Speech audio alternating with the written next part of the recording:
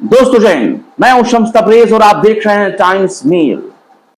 Israel के ऊपर Iran ने 1 अक्टूबर के दिन ऐसा हमला किया कि आज तक इसराइल संभल नहीं सका है। वो तैयारी नहीं कर सका है कि वो ईरान को मुंह तोड़ जवाब दे सके। जिस वक्त ईरान ने हमला किया उस वक्त तेल अवीव से लेकर वॉशिंगटन तक हाहाकार मच गया। अमेरिका से लेकर ब्रिटेन, ब्रिटेन से लेकर फ्रांस, फ्रांस से लेकर जर्मनी और तमाम यूरोप के बड़े बड़े देश जो इसराइल के हिमायती हैं, उन्होंने निंदा करना शुरू कर दिया और ईरान को सबक सिखाने के बड़े बड़े दावे करने लगे। लेकिन जुमे के दिन ईरान की राजधानी तेहरान में एक ऐसा नजारा देखने को मिला जिसके बाद अमेरिका से लेके ब्रिटेन, फ्रांस, जर्मनी और खुद इसराइल अब तक सहम चुका होगा, क्योंकि यहां supreme leader Ayatollah Ali Khamenei के खुतबे के दौरान सुप्रीम लीडर के हाथ में बंदूक नजर आई, हथियार नजर आया, खतरनाक राइफल नजर आया, जो ये बताने के लिए, समझाने के लिए काफी है कि अभी हमें तुम सिर्फ भाषण देने वाला मौलवी मुल्ला ना समझो, हमें सिर्फ एक मजहबी आदमी ना समझो जो आएगा, अल्लाह अल्लाह करेगा और फिर निकल जाएगा। हम वो भी हैं जो अल्लाह का भी नाम लेते हैं, रसूल का भी नाम लेते हैं और दुश्मनों से मुकाबला भी करते हैं। हमें कठपुतली ना समझना जैसे दूसरे देशों के नेताओं को अमेरिका अपना कठपुतली समझता है। ईरान के supreme leader Ayatollah Ali Khamenei ने लाखों लोगों के मजमे से खिताब करते हुए जुमे का नमाज पढ़ाया और जुमे के नमाज में जो उन्होंने जो खुतबा दिया, जो स्पीच दिया, वो सिर्फ दुश्मन देशों के लिए नहीं था, बल्कि उन तमाम देशों के लिए था जो खुद को अरब कहते हैं, जो खुद को मुस्लिम मालिक कहते हैं। तमाम मुस्लिम देश एक तरफ हो गए, लेकिन इसराइल के ऊपर किसी का असर नहीं हुआ। इसराइल के ऊपर असर हुआ तो ईरान के हमले का। ईरान ने जब हमला किया तो इसराइल पलटकर वार करने के लिए भी तैयार नजर नहीं आ रहा है। ईरान ने अपनी धमकी भरे लहजे में साफ तौर पर कह दिया, यानी आयतुल्लाह अली खामेनी ने साफ तौर पर कह दिया कि वो तो बस एक टेरर था। अगर इसराइल ने पलटवार करने की कोशिश की तो फिर वो देखेगा कि अपनी बर्बादी का मंत्र होता क्या है। आयतुल्लाह अली खामेनी ने इसराइल पर दोबारा हमला करने की धमकी दी है और अमेरिका को बकायदा ललकारा। उन्होंने साफ तौर पर कहा कि इसराइल का अपना खुद का कुछ नहीं है, उसमें खुद कोई दम नहीं है, वो सिर्फ अमेरिका के बल पर इतना कूद रहा है, वरना उसकी हैसियत कुछ नहीं है। आयतुल्लाह अली खामेनी ने अपने खिताब में तमाम मुस्लिम देशों से कहा कि अब एकजुट होने की जरूरत है, क्योंकि इसराइल मुसलमानों में फूट डाल रहा है, मतभेद कर रहा है, उनमें झगड़े लगा रहा है। अब जरूरत है कि तमाम लोग इसराइल के खिलाफ एकजुट हो जाएं, क्योंकि हमारा दुश्मन सिर्फ इसराइल है और इसराइल से मुकाबला करने के लिए इस वक्त तमाम मुस्लिम देशों को एक होने की जरूरत है। ये बात आयतुल्लाह अली खामेनी ने जुमे के रोज अपने खिताब में कहा। 5 साल के बाद जो ये जुमा उन्होंने पढ़ाया, इसमें लाखों लोगों की भीड़ न सिर्फ मस्जिद में बल्कि मस्जिद के आगे दूर दूर तक सड़कों पर, बल्कि ये कहें कि पूरा आधा शहर या पूरा शहर ही आयतुल्लाह अली खामेनी का खुतबा सुनने के लिए पहुंचा, उनकी इमामत में नमाज पढ़ने के लिए पहुंचा और यह भी दिखा दिया वहां के लोगों ने कि देखो देखो, हम तुम्हारे खौफ से कोई कांप नहीं रहे हैं, जैसा मीडिया दिखाने की कोशिश कर रही है। आयतुल्लाह अली खामेनी ने अपनी मौजूदगी से, सरेआम अपनी मौजूदगी से इतना तो साबित कर दिया कि वो ना इसराइल से डरते हैं, ना इसराइल के हमले से डरते हैं, और घर में दुबक कर बैठने वाले तो बिल्कुल भी नहीं है, क्योंकि छिप कर रहने से बेहतर है कि आमने सामने मुकाबला किया जाए, शहादत का जाम पी लिया जाए।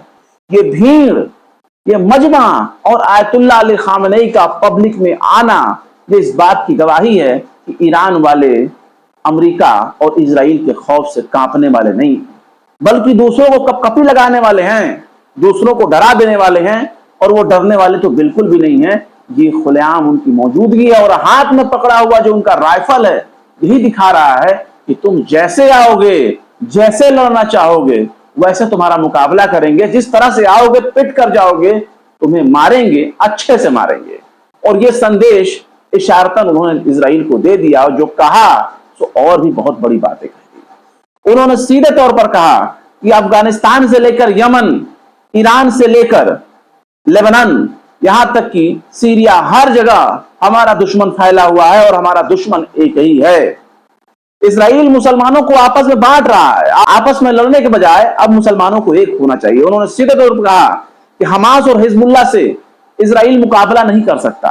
आमने सामने का वो मुकाबला नहीं कर सकता, इसलिए वो बुजदिलों की तरह मासूम लोगों पर बमबारी कर रहा है, आम नागरिकों पर, आम शहरियों पर वो बमबारी कर रहा है, लोगों का कत्ल कर रहा है, और इससे वो अपनी बहादुरी समझता है। लेकिन उसमें हिम्मत नहीं है कि हमास और हिजबुल्लाह से मुकाबला कर सके। आयतुल्लाह अली खामेनी ने गोदी मीडिया के जरिए फैलाए गए तमाम दावों को फर्जी साबित कर दिया, सिर्फ अपनी मौजूदगी में, और हाथ में उनका जो राइफल पकड़ा हुआ है, हथियार पकड़ा हुआ है, यही बताने के लिए काफी है कि ये इमामत सिर्फ मजहबी इमामत नहीं है, बल्कि ये पूरी कौम की इमामत है। और ये इमामत हथियार के दम पर दुश्मन का मुकाबला करने के लिए इमामत खड़ी हो चुकी है, और ये पूरी दुनिया के मुसलमानों के लिए एक सबक आयतुल्लाह अली खामेनी ने दे दिया।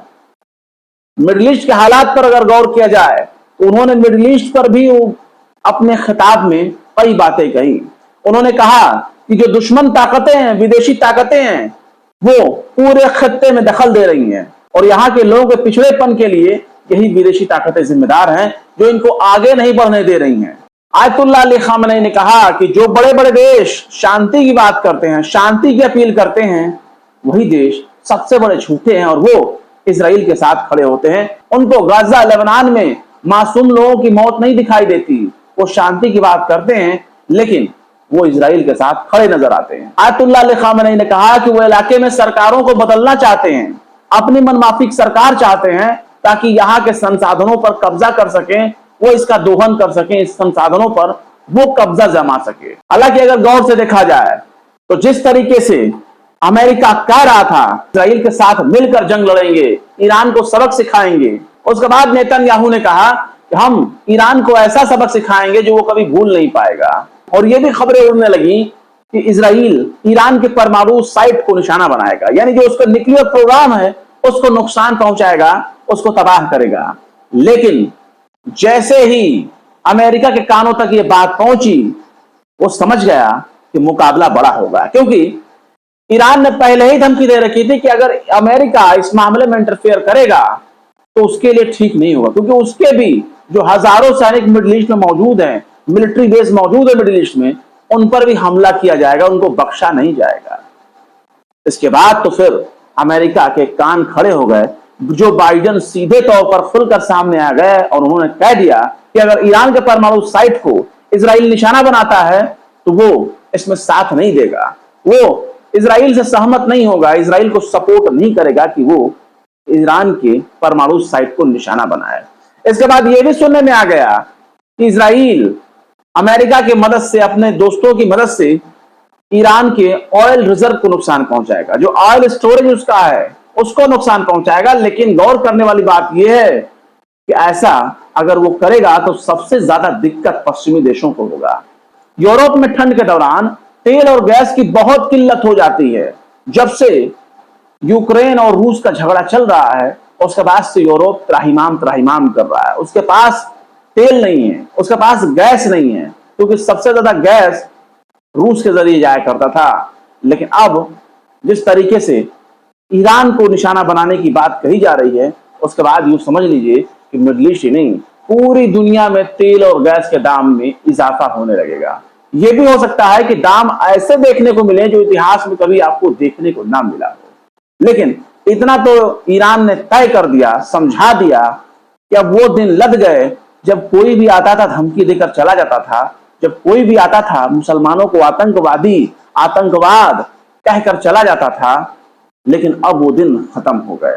अब जिन हाथों में आप हथियार देख रहे हैं, अब जो आएगा पिट कर जाएगा, ठोक कर जाएगा, और जो होगा होगा, पूरी दुनिया उसे देखेगी, चाहे कोई अच्छा कहे या बुरा कहे। फिलहाल इस खबर बस इतना ही। आयतुल्लाह अली खामेनी के बारे में, आयतुल्लाह अली खामेनी के खिताब के बारे में आप क्या कहना चाहेंगे? अपनी राय कमेंट बॉक्स में जरूर बताएं। फिर मिलते हैं किसी और वीडियो में एक नई खबर के साथ। शम्स तबरेज को दीजिए इजाजत। जय हिंद। अगर अभी तक आपने हमारे चैनल टाइम्स मेल को सब्सक्राइब नहीं किया है तो जल्दी से सब्सक्राइब कर दें और बेल आइकन भी प्रेस कर दें।